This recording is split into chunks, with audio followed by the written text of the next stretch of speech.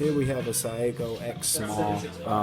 You'd run a shot in this machine, it would just grind the coffee and run a shot, but it wouldn't dispense. So we had to replace the pump manifold, which is a really, really small piece that's located underneath the top on the left side. So we replaced that, changed a few gaskets just to tune her up, make sure she was running smoothly, and problem solved. Grinding the coffee up top. Now, That's that one. building some pressure,